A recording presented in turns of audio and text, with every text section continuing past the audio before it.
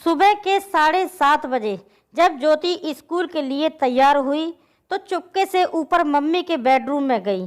धीरे से डोर सरकाया, देखा तो सारा सामान बिखरा पड़ा था। नीचे ड्राइंग रूम में आई, पापा सोफे पर बेसुध से सो रहे थे। अपने रूम में आकर उसने अपनी गुल्लक में से 50 रुपए निकालकर पॉकेट में रख लिए। बैग उठाकर स्कूल बस के लिए निकलने लगी तो सरोज आई ने पीछे से आवाज़ लगाई, ज्योति बेटा, आलू का पराठा बनाया है, खा लो। ज्योति ने मायूस नज़रों से सरोज आंटी को देखा। नहीं आंटी, भूख नहीं है।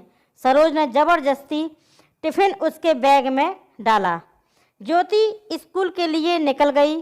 सरोज सोचने लगी, बेचारी छोटी सी बच्ची साहब और मैम साहब के रोज़ के लड़ाई झगड़े से इस तरह 13 साल की उम्र में कितनी बड़ी हो गई है। सरोज पिछले 10 सालों से नेहा और नरेश के यहाँ काम कर रही है। दोनों मल्टीनेशनल कंपनी में ऊंचे पदों पर कार्यरत हैं। ज्योति उनकी इकलौती बेटी है। किसी भी चीज़ की कोई कमी नहीं है, पर हर समय दोनों एक दूसरे से लड़ते रहते हैं। नरेश पिछले कुछ समय से नेहा से तलाक चाह रहा था। ज्योति बिटिया की जिम्मेदारी नेहा उठाए और नेहा ज्योति बिटिया की जिम्मेदारी नरेश को देने के साथ जायदाद में हिस्सा चाहती है। इस कारण दोनों लड़ते रहते हैं। बच्चे की जिम्मेदारी कोई नहीं लेना चाहता, इसलिए दोनों एक दूसरे के लिए अपशब्दों का इस्तेमाल करते हैं। बेचारी ज्योति स्कूल से घर आकर अपने कमरे में दुबक जाती है। केवल सरोज आंटी से ही बात करती है। रोज की तरह नेहा और नरेश ने नाश्ता अपने अपने कमरे में किया और ऑफिस के लिए निकल गए। करीब 12 बजे स्कूल से कॉल आया कि जल्दी हॉस्पिटल पहुंचो, ज्योति को चोट आई है। हॉस्पिटल पहुंचकर पता चला कि ज्योति बहुत ऊपर से सीढ़ियों से गिर गई है। आईसीयू में रखा गया था। ऑपरेशन की तैयारी हो रही थी। सिर में बहुत गहरी चोट आई थी। ऑपरेशन शुरू हुआ पर जिंदगी मिली ना मौत। बिटिया कोमा में चली गई। नेहा और नरेश स्तब्ध रह गए। उन्हें ऐसा झटका लगा था कि अपनी सुध-बुध ही खो बैठे थे। ज्योति की दादी भी आ गई थी। बेटा बहू को देखकर नफरत से मुंह फेर लिया। पूछताछ हुई, टीचर स्टूडेंट सभी के बयान लिए गए। यही पता चला कि बैलेंस बिगड़ने से नीचे गिर गई। 15-20 दिन कोई बदलाव न आने के कारण अपने साथ रह रही अपनी माँ को नरेश ने रोकना चाहा, पर उन्होंने आंखों में आंसू भरकर कहा, तुम दोनों खूनी हो। तुम्हारी जिद में मेरी पोती को खा गई। मैं उसे अपने साथ ले जाना चाहती थी, पर तुम दोनों ने उसे अपने अहम का मोहरा बनाकर उसकी ये हालत कर दी। ये कहकर माँ वापस अपने शहर चली गई। सरोज तब से सदमे में थी। फिर उसने जैसे तैसे होश संभाला। नरेश और नेहा से कहा, मैम साहब, मैं अब यहाँ नहीं रह पाऊँगी। इस घर की दीवारें मेरी ज्योति की सिसकियों से भरी हैं। उसे मैंने कभी अपनी गोद में तो कभी छिपकर रोते हुए देखा है। कभी तो मेरा मन किया कि उसे लेकर भाग जाऊं, पर मैं डरपोक थी, ऐसा नहीं कर सकी। अगर चली जाती तो शायद वो आज इस हालत में ना होती। नरेश और नेहा के पास अब शायद कहने को कुछ नहीं था।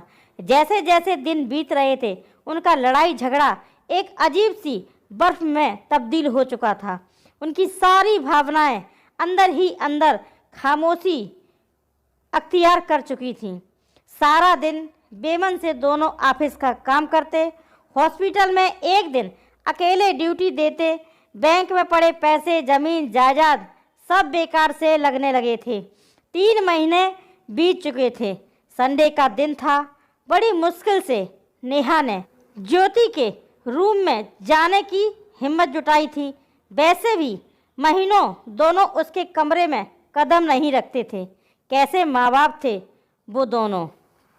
उसका रूम, उसका बेड, तकिया, उसकी किताबें, उसकी पेंसिल, पेन, स्कूल बैग सब वैसे ही रखा था।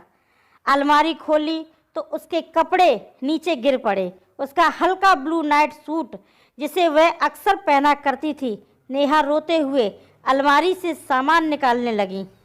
तभी उसके हाथ एक ब्लू कलर की डायरी लगी। उसने कांपते हाथों से उसे खोला। आगे के कुछ पेज फटे हुए थे। पेज दर पेज टूटे दिल की दास्तां छोटे छोटे टुकड़ों में दर्ज थी। मम्मी पापा, मैं आपको डियर नहीं लिखूंगी क्योंकि डियर का मीनिंग प्यारा होता है। पापा, आप मम्मी को कहते हो कि तुम्हारी बेटी, और मम्मी आप पापा को कहते हो तुम्हारी बेटी। आप दोनों ये क्यों नहीं कहते हो हमारी बेटी। अगले पेज पर था, पता है जब मैं मामा जी के घर जाती हूँ, मामा मामी मुझे प्यार करते हैं। मामी अनु को जब प्यार से मेरा बच्चा कहती है तो मुझे लगता है कि क्या मैं प्यारी बच्ची नहीं हूँ। मम्मा, मैं तो आपका सारा कहना मानती हूँ, फिर भी आपने मुझे कभी प्यारी बच्ची नहीं कहा। अगले पेज पर था, मम्मी जब मैं बुआ के घर जाती हूँ तो बुआ मुझे बहुत प्यार करती हैं, पर खाना नच्छ की पसंद का बनाती हैं। मम्मा, मुझे भी राजमा बहुत पसंद है। मैंने कहा था कि आप बनाओ, पर आपने कहा मुझे मत तंग किया करो, जो खाना है सरोज आंटी को बोला करो। पता है मम्मा, मैंने राजमा खाना छोड़ दिया है, अब मन नहीं करता। अगले पेज पर था, पापा मैं आपके साथ आइसक्रीम खाने को जाना चाहती थी, पर आपने कहा आपके पास फालतू चीज़ों के लिए टाइम नहीं है। पापा, जब चीनू मासी और मौसा जी मुझे और विपुल को आइसक्रीम खाने ले जा सकते हैं तो फिर वो क्यों नहीं कहते कि ये सब फालतू चीज़ें हैं। पता है मम्मी, मैं अपने घर से दूर जाना चाहती हूँ, जहाँ मुझे ये सुनाई दे कि ज्योति को मैं नहीं रखूँगा या रखूँगी, जहाँ पापा के चिल्लाने की आवाज़ ना सुनाई दे। पापा, अगर मैं बड़ी होती तो मैं आप दोनों को कभी परेशान नहीं करती, मैं खुद ही चली जाती। मैं तो आप दोनों से बहुत प्यार करती हूँ। पापा मम्मी, आप दोनों मुझे प्यार क्यों नहीं करते। एक पेज पर था, I love you Saroj aunty, मुझे प्यार करने के लिए, जब मुझे डर लगता है तो अपने पास सुलाने के लिए, मेरी हर बात सुनने के लिए। और अंतिम पेज पर था, दादी आई लव यू, आप मुझे यहाँ से ले जाओ, आई प्रॉमिस कभी तंग नहीं करूँगी। नेहा डायरी को सीने से लगाकर जोर जोर से रो पड़ी। नरेश भी उसके रोने की आवाज़ सुनकर आ गया था। नेहा ने डायरी उसे पकड़ा दी। पेज दर पेज लटकते हुए उसके चेहरे की भाव बदलते जा रहे थे। वह खुद को संभाल नहीं पाया, जमीन पर बैठ गया। नेहा रोते हुए बोली, नरेश पता है वो एक्सीडेंट नहीं, आत्महत्या थी, सुसाइड था। जिस रिश्ते को हम बोझ समझते थे, हमारी ज्योति ने उससे हमें आज़ाद कर दिया। नरेश, हम दोनों ही अपनी बच्ची की इस हालत के कसूरवार हैं। नरेश भी नेहा को गले लगाकर फूट फूट कर रोने लगा।